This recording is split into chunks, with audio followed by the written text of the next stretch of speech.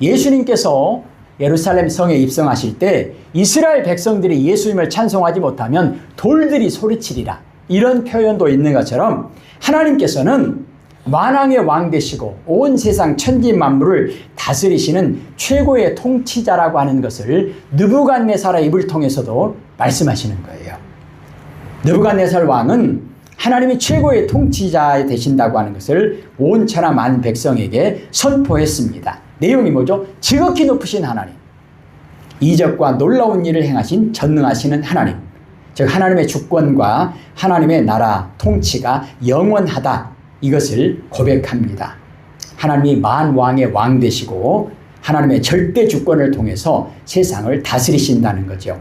하나님에 대한 특징 가운데 하나님은 변함이 없다, 우리가 이걸 고백하잖아요. 여러분, 변함이 없으려면 능력이 있어야 됩니다.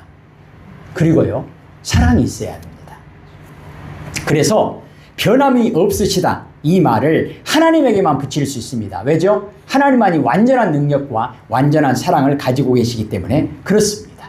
사람은 내가 약속 못 지키면 내 손에 장을 지진다, 10손가락 장을 지진다, 이렇게 맹세해도 지킬 수 있습니까? 못 지켜요.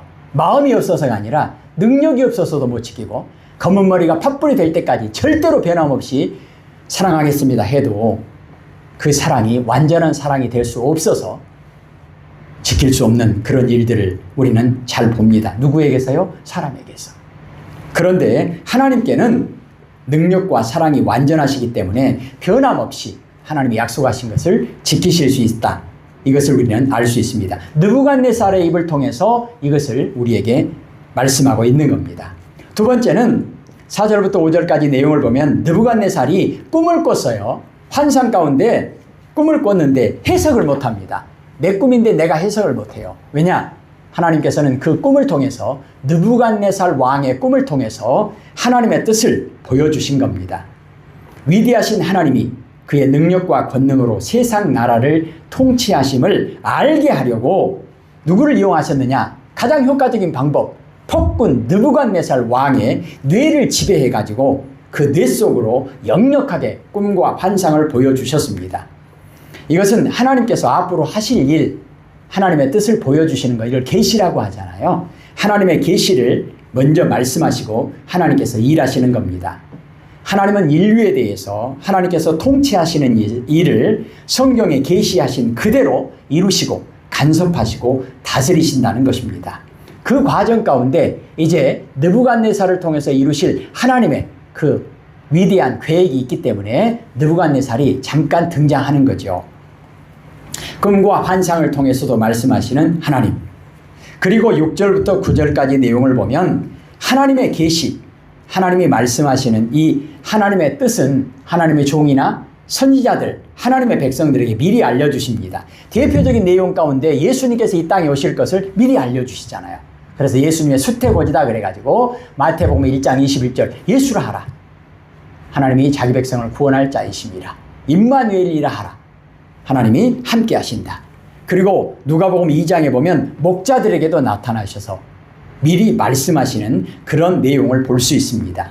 그런데 하나님이 계시로 보여주시는 그 하나님의 말씀, 하나님의 뜻은 이방의 거짓 신들이나 마술사나 인간의 지혜로 알 수 있는 것이 아닙니다. 절대 모릅니다. 다니엘과 같이 성령님이 함께 하시는, 즉 하늘의 지혜가 있어야 이것을 알 수 있다는 것입니다. 다니엘이 아는 것이 아니라 다니엘을 통해서 하나님께서 말씀하시는 거죠. 성령께서 다니엘에게 역사하셔서 성령의 뜻을, 하나님의 계시를 말씀해 주시는 것입니다. 오늘 우리는 다니엘서 1장 8절 9절, 4장 8절 9절, 6절 10절을 통해서, 6장 10절을 통해서 이제 하나님과 친한 사람 다니엘이라고 하는 주제로 한 번 더 정리하려고 합니다. 다니엘은 유대인이죠. 나라가 망할 때 바벨론의 포로로 잡혀가서 총리의 자리까지 올라간 훌륭한 믿음의 사람이었고 하나님의 사람이었고 신앙인이었습니다. 무슨 말이냐? 성령 충만한 사람, 하나님과 친한 사람이었다는 것입니다. 1장의 내용은 뭐냐면 다니엘은 이제 포로로 잡혀가가지고 어린 소년 그런 시절에 다니엘서 1장 8절을 보면 뜻을 정하여 왕의 진미와 그의 마시는 포도주로 자기를 더럽히지 아니하리라 이렇게 결심했던 믿음의 사람입니다. 그리고 4장 8절에 우리가 보았던 것은 성령 충만한 다니엘에 대해서 벨드사살, 이 다니엘의 이름이 그 나라에서 벨드사살이었어요. 근데 느부갓네살이 보니까 다니엘은 보통 사람이 아니에요. 특별한 사람이에요. 어떤 특별한 사람이냐? 코가 2개냐? 눈이 3개냐? 그게 아니고 다니엘 속에는 하나님의 거룩한 영이 있었다는 거예요. 그래서 어떤 비밀도 다니엘에게는 어려울 것이 없었다는 것입니다. 다니엘이 특별히 똑똑해서가 아니라 다니엘 속에서 성령께서 조금 전에 말씀드린 것처럼 하나님의 뜻을 계시하신 것이죠. 보여주신 것이죠.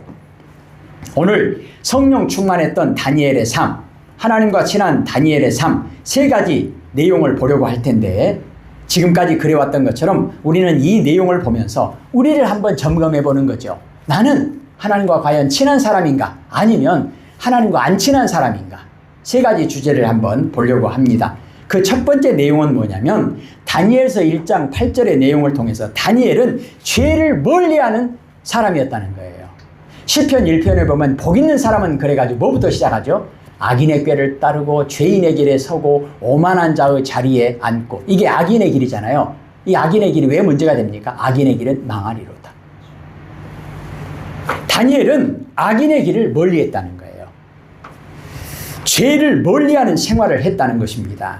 물론 이것은 하나님께서 함께 하셨고 하나님께서 도와주셨기 때문에 다니엘이 능력 있는 사람이어서가 아니라 임마누엘의 능력으로 다니엘이 죄를 멀리할 수 있었다는 거죠. 어떻게 해요? 하나님께서 창세기 1장 3절에 빛이 있으라 하신 것처럼 다니엘에게 빛으로 임하셨기 때문에 어둠이 물러간 거죠.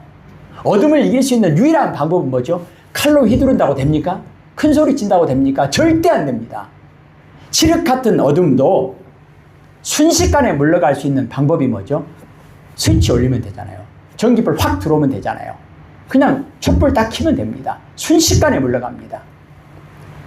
다니엘이 죄를 멀리할 수 있었다, 그 말은 하나님께서 은혜를 베풀어 주셔서 빛으로 임하셨다는 거죠. 다니엘은 뜻을 정해서 왕의 진미와 그가 마시는 포도주를 거부했습니다. 왜냐? 그걸로 자기를 더럽히지 않겠다. 그래서 환관장에게 부탁한 거죠. 이것은 세상의 정욕적인 것으로 자기를 더럽히지 아니하겠다고 하는 결심과 의지를 드러냅니다. 어떤 결심이죠? 나는 죄와 친구가 되지 않겠다. 나는 죄를 멀리하겠다. 나는 죄는 모양이라도 버리겠다. 이 결심을 한 겁니다. 하나님과 친한 임마누엘의 사람으로만 살겠다. 다니엘의 신앙과 믿음을 보여줍니다. 창세기 3장 5절부터 6절까지 아담과 하와가 특별히 뱀의 유혹을 받고 선악과를 따먹는 그 안타까운 사건의 시작이죠. 아담과 하와는 먹는 것 때문에 죄를 범하고 맙니다. 죄하고 친해져 버리는 거죠. 자신을 더럽히는 거예요.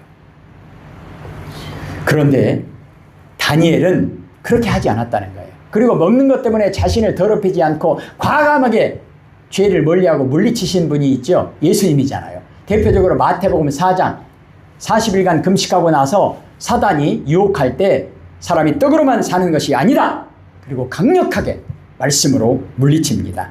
먹는 것으로 죄를 범하지 않았다는 거예요. 다니엘은 이처럼 왕의 진미와 그가 마시는 포도주로 자기를 더럽히지 않겠다고 결단하고 고백합니다. 그러면 도대체 왕이 먹는 그 음식이 왜 문제가 되었는가? 그 당시 다니엘에게는 이게 어떤 의미가 있었냐면, 첫째로 부정한 음식이에요. 왜냐? 레위기 11장에 하나님께서 정해놓으신 이런 것은 부정하다.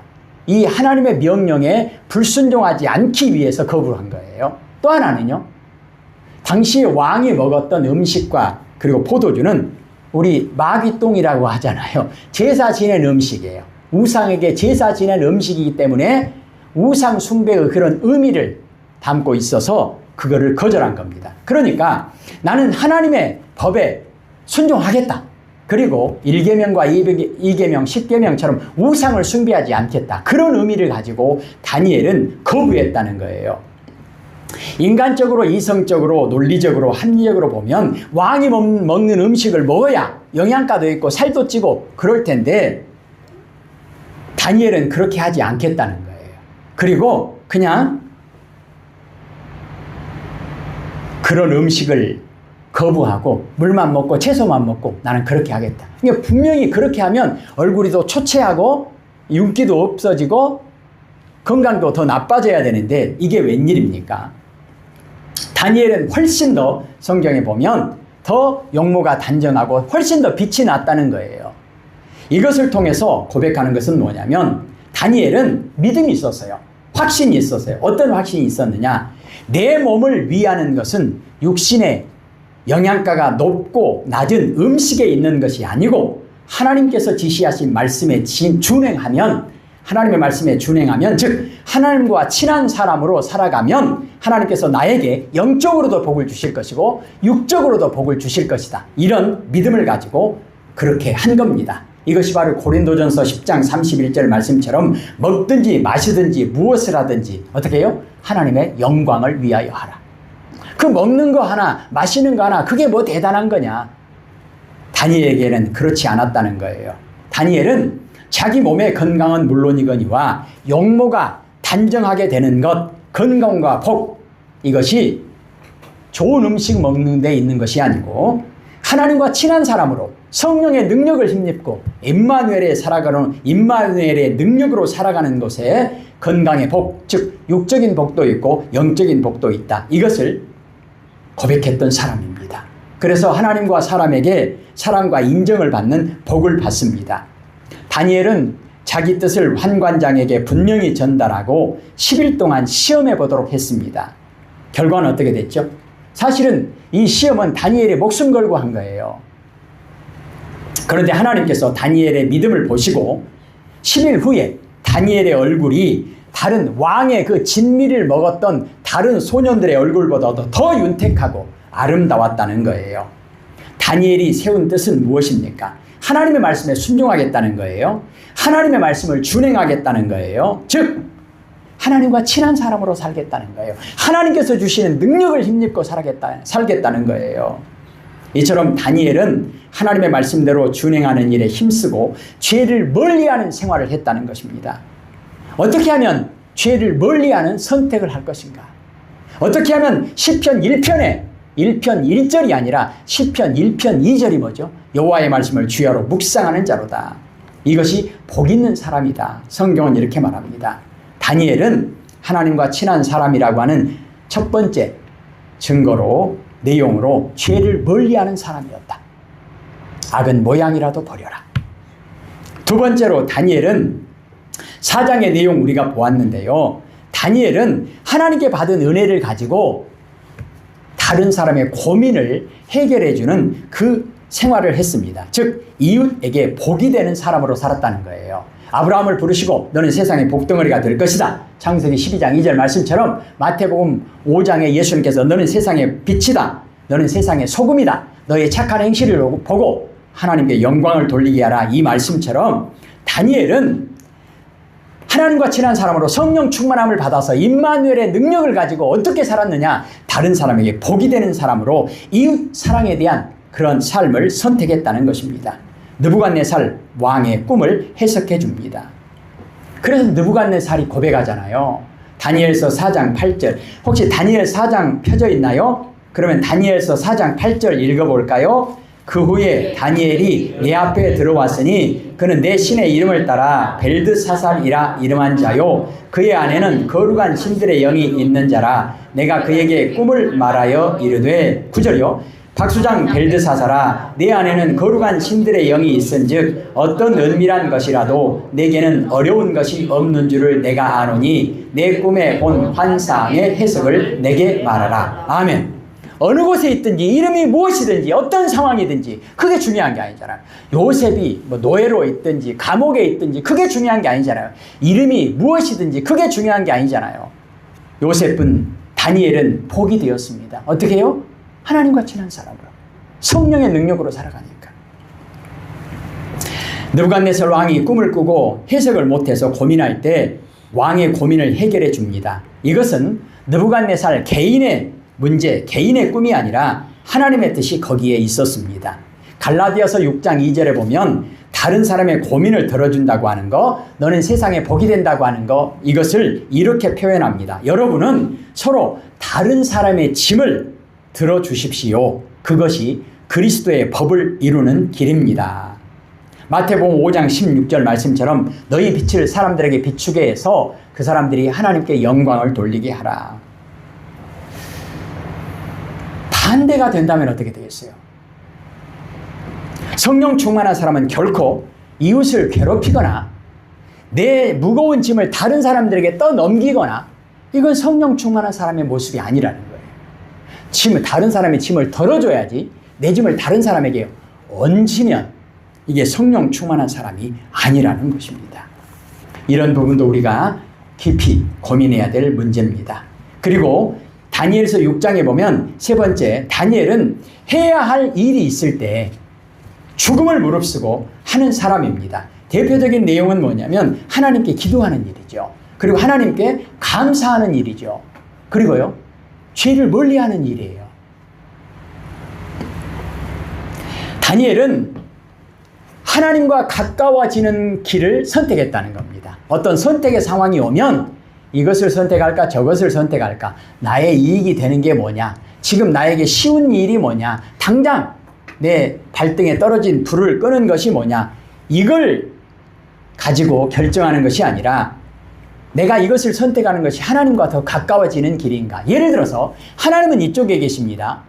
그러면 하나님과 더 가까워지려면 방향을 이쪽으로 선택해야 되잖아요.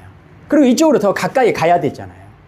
근데 하나님은 이쪽에 계시는데 방향을 이쪽으로 바라보고 있고 이쪽을 향해서 걸어가고 있다. 그러면 하나님과 멀어지는 선택을 하는 거 아니겠습니까? 시편 1편 1절은 하나님과 멀어지는 길이 뭔가를 보여주고 시편 1편 2절은 하나님과 가까워지는 것이 무엇인가를 보여주는 그런 내용이죠. 중요합니까? 중요합니다.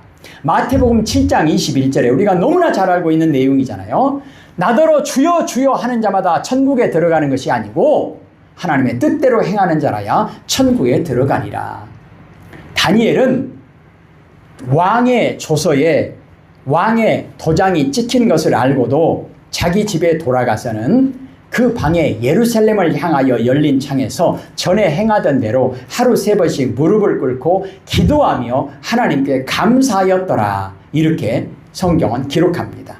기도하는 걸 선택하는 거죠. 감사하는 것을 선택하는 거죠. 하나님, 내 소원을 이루어주시면, 내가 원하는 대로 해주시면 그때 봐서 내가 특별히 감사하겠습니다. 그게 아니고 감사하였더라. 그런데 그 앞에요, 전에 하던 대로 하루 3번씩 무릎을 꿇고 기도했다. 우리가 잘 아는 것처럼 데살로니가전서 5장 16절에서 18절 말씀, 항상 기뻐하고 쉬지 말고 기도하고 범사에 감사하라. 항상이잖아요. 쉬지 말고 범사잖아요. 상황에 따라서 변하는 것이 결코 아니라는 거죠. 하나님은 변함없는 분이다. 그러면 하나님과 친한 사람, 하나님의 백성, 성령이 충만하게 임한 사람도 같아야 되잖아요. 하나님이 변함이 없다. 우리도 변함이 없어야 되잖아요. 상황에 따라서, 환경에 따라서, 내 형편에 따라서 기뻐하고 안 하고, 기도하고 안 하고, 감사하고 안 하고, 이것은 내가 결정하는 것도 아니고 상황이 결정하는 것도 아니고 사건이 결정하는 것도 아니라는 거죠. 예수님 안에서 하나님의 뜻을 행하는 것이 무엇인가?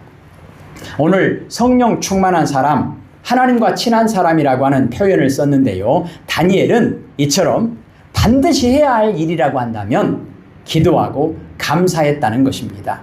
그것이 의인의 길이고 생명의 길이고 복 있는 사람의 길이라는 것입니다. 그러니까 반드시 해야 하는 일이 있다. 하나님께서 원하시는 의인의 길이 있다. 그러면 죽어도 가는 거예요. 예수님께서 십자가를 지시는 거, 하나님의 뜻이 분명하잖아요. 그래서 죽기를 각오하고 순종하셨습니다.